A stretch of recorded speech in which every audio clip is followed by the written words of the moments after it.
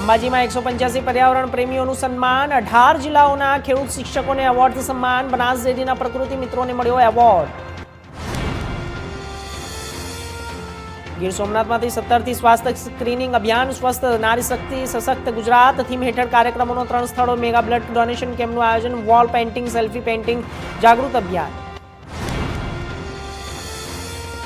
વેરાવળ પાલિકાના સફાઈ કર્મચારીઓ હડતાલ પર ઉતર્યા, માંગણીઓને નિરાકરણ માટે હડતાળનું સશસ્ત્ર ગુમાવ્યું, છેલ્લા 5 દિવસથી અચોક્કસ મુદ્દતની હડતાળ પર ઉતર્યા.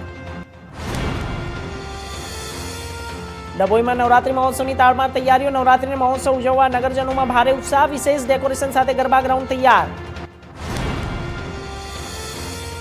અમરેલીમાં સૌથી મોટો ખોડિયાર ડેમ છલકાયો, ધારી પંથકમાં સારા વરસાદથી ડેમ ઓવરફ્લો, ખોડિયાર ડેમનો એક દરવાજો 2.5 સેન્ટીમીટર ખોલાયો.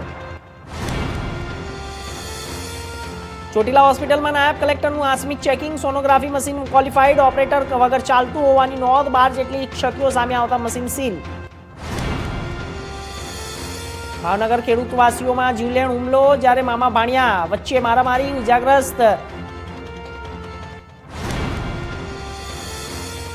અંજાર તાલુકાના ભીમાસર નજીક યુવકની હત્યા, તીક્ષ્ણ હથિયારથી ગળું કાપીને કરાયું ખૂની, અને જ્યારે મૃતક અરુણ કુમાર દેવશ્યામ મૂળ બિહારનો વતની. ધોરાજી ડિવિઝનમાં વિદેશી દારૂનો નાશ, 3299 બોટલો, 25 લાખનો મુદ્દામાલ નષ્ટ. વલસાડ જિલ્લામાં વરસાદી માહોલ જામ્યો, જિલ્લાના અનેક વિસ્તારોમાં છૂટોછવાયો વરસાદ વરસ્યો, ખાડીના પાણી કોઝવે પર ફરી વળ્યા, તમામ નદીઓ નાળાઓ અત્યારે બે કાંઠે.